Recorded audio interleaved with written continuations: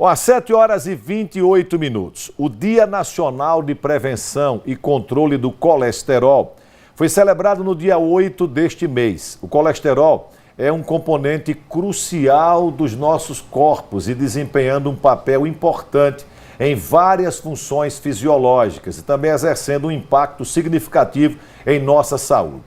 Para tirar as dúvidas, para falar sobre este assunto, nós estamos recebendo aqui o médico endocrinologista, Dr. Éder Melo. Dr. Éder, prazer em cumprimentá-lo. Bom dia para o senhor. Bom dia, Fábio. Prazer é todo nosso. Então vamos falar desse, digamos assim, desse mito que é o colesterol, né? Colesterol alto, enfim, colesterol bom, colesterol ruim.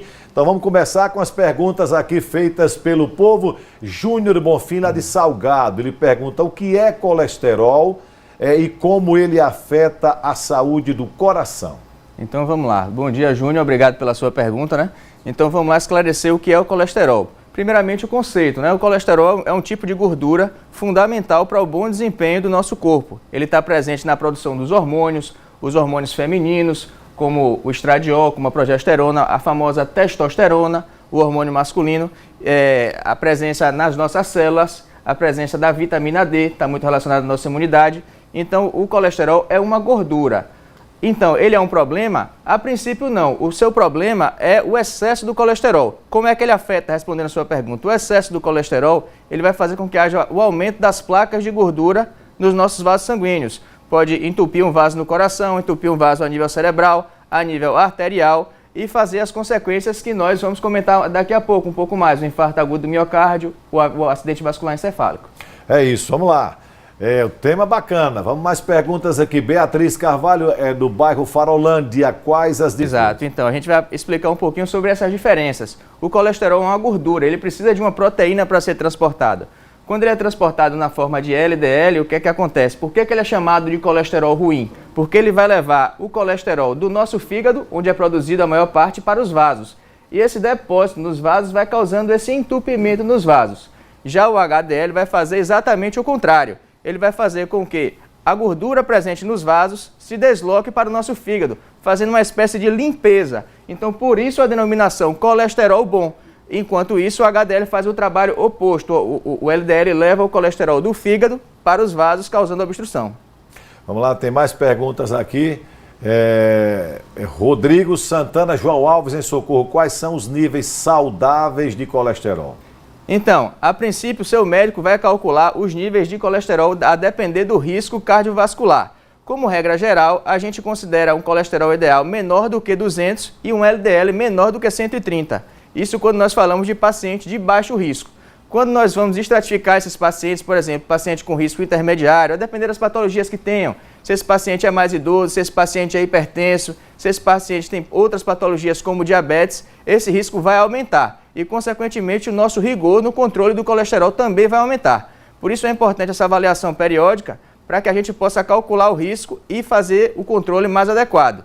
E respondendo ainda com relação a como controlar, como melhorar os meus níveis de colesterol, principalmente o colesterol bom, priorizar atividade física regular, cerca de 150 a 200 minutos por semana, certo? Atividade física regular, ou seja, você fazer uma musculação, você fazer uma atividade aeróbica. Além disso, alimentos, preferir alimentos in natura, evitar alimentos industrializados, principalmente os ultraprocessados. A gente que lida muito com isso, com a alimentação, a gente gosta de falar que a gente deve descascar mais e desembalar menos. Então, preferir mais alimentos da natureza, evitar alimentos condimentados, como paio, calabresa, presunto, salames, e preferir os alimentos mais in natura.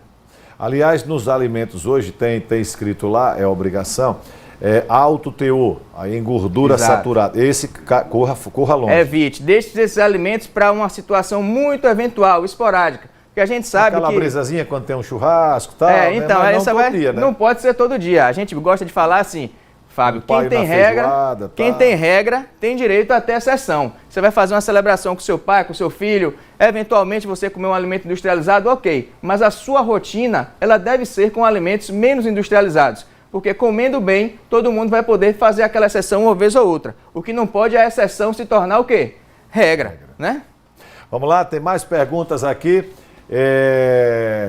Thales Fonseca, bairro Luzia, Aracaju. Mesmo com alimentação regrada e praticando atividade física, é possível apresentar colesterol alto? Olha, essa colocação aqui dá a oportunidade da gente falar um pouquinho mais sobre isso. Porque o que acontece? Às vezes o paciente nos procura e fala, mas doutor, eu me cuido, faço exercício físico, tenho uma alimentação correta, siga o que o meu nutricionista fala, siga o meu educador físico e mesmo assim eu volto aqui, esse colesterol está alto, o que é que está acontecendo? Tem algum problema comigo? Às vezes não. Por que a gente consegue explicar isso? Cerca de 70% a 75% do nosso colesterol é produzido no fígado. Cerca de 25% vem da alimentação. Então, muitas vezes você tem pacientes com componente genético, ou seja, só os bons hábitos não vão resolver. Por isso que os medicamentos são nossos aliados e estão aqui para isso. Agora, se um paciente, de repente, como esse, não praticar os bons hábitos, é bem possível, bem provável que esse colesterol piore, aumente ainda mais. Então, veja só, 25% não é um valor desprezível. A gente tem muito a poder acrescentar com esse valor. Contudo, às vezes não é o suficiente para baixar o nível do colesterol a níveis mais seguros. Isso, vamos lá. Mais perguntas aqui.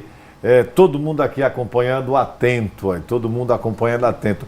Margarida Vieira, lá de Rosário do Catete, quais são os sintomas do colesterol elevado? E agora? Bom dia, Margarida. Como é que eu sei que o meu colesterol tá... Como é que eu suspeito disso daí, né? Então, Margarida, essa aí também nos dá a oportunidade de fazer um comentário. O colesterol elevado, infelizmente, é uma doença silenciosa, assim como a hipertensão arterial, assim como o diabetes. Por isso que nesse mês de agosto, esse mês a gente faz a conscientização do controle, do combate ao colesterol, para que a gente consiga prevenir, para que a gente consiga fazer a avaliação dos níveis de colesterol antes das suas consequências. Porque o que acontece? É assintomático. Muitas vezes a pessoa não sente nada. Às vezes você conhece uma pessoa, meu amigo, não tinha nada, de uma hora para outra aconteceu.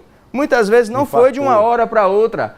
Esse processo já vinha há anos ali, lentamente, só que a pessoa, na nossa vida corrida, agitada, com tantas prioridades, cuidando às vezes do outro, às vezes a gente esquece de cuidar de quem? De si próprio. Então é importante você ter um tempo para você, você homem que trabalha demais, você mulher que tem uma rotina, às vezes com 2, 3 cargas horárias, tire pelo menos uma vez a cada semestre ou uma vez ao ano, ao menos para você fazer um check-up, avaliar o seu nível de colesterol. Porque como a nossa espectadora aqui comentou, não tem sintomas. Tem mais perguntas aqui, o povo participando. Rebeca Teles, bairro Inácio Barbosa, Aracaju. Quais são os fatores de risco? Então, Rebeca, os fatores de risco principais para um colesterol elevado... Aquela gordurinha da picanha. Exato, todo mundo gosta, né? Então, quais os fatores de risco principais? A alimentação está muito relacionada, a alimentação rica em gordura trans, gorduras saturadas, a falta de exercício físico, o sedentarismo, a obesidade também está relacionada, o diabetes. Então, todas essas situações a gente deve manejar para controlar no intuito do quê, pessoal? De evitar suas complicações. As complicações do colesterol alto causam grande gasto de saúde para o Estado e comprometimento para a vida da pessoa. O infarto agudo do miocárdio pode levar à morte ou levar à insuficiência cardíaca, levando a um quadro, às vezes, comprometedor da qualidade de vida. O paciente cursa com dispneia, falta de ar. Além disso, o paciente com AVC pode ter alguma redução da força, ficar acamado, os familiares têm que se tornar cuidador de uma hora para outra. A doença arterial obstrutiva periférica, que é o entupimento dos vasos, pode causar gangrena, levando a amputações.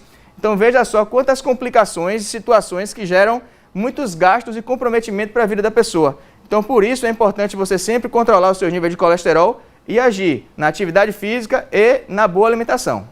Nosso Jailson aqui disse aqui no ponto que o café da manhã dele hoje foi cuscuz com tripa. Ou seja, tripa é gordurosa, né? E no óleo, né? Enfim. E ainda associada ao carboidrato, né? Que essa junção é mais perigosa. Tá vendo, Jailson? Se ligue, viu, meu irmão? Se ligue. Mais perguntas aqui. Luciana Cruz, do bairro Santo Antônio, Aracaju. Quais são os efeitos colaterais dos medicamentos para a redução do colesterol? Então, o que é que acontece? Quando a gente faz a mudança do estilo de vida, muda a alimentação, faz exercício e mesmo assim a gente não consegue chegar na meta do colesterol, a gente tem que fazer uso desses aliados que são os medicamentos. Os medicamentos para o controle do colesterol vão diminuir o risco cardiovascular, diminuir a chance de você infartar, diminuir a chance de você ter um derrame. Pode ter efeito colateral? Pode. Todo medicamento vai ter efeito colateral. O que a gente faz na medicina é sempre balancear o risco e o benefício. Se o meu benefício é maior do que o risco, Vale a pena? Vamos fazer uso. Mas pode cursar com efeito colateral? Pode sim. Em alguns pacientes, uma minoria deles, você pode ter algum desconforto muscular, algumas dores musculares, mas a gente tem outras opções de medicamentos também, a gente tem alternativas, não é por isso que a gente vai deixar, em hipótese alguma, de cuidar do coração. Perfeito. Doutor Éder, muito obrigado, viu, pela sua vinda aqui, pelos esclarecimentos de um assunto tão importante. Uma ótima sexta-feira para o senhor. Obrigado, Fábio. Obrigado também a oportunidade de esclarecer a população.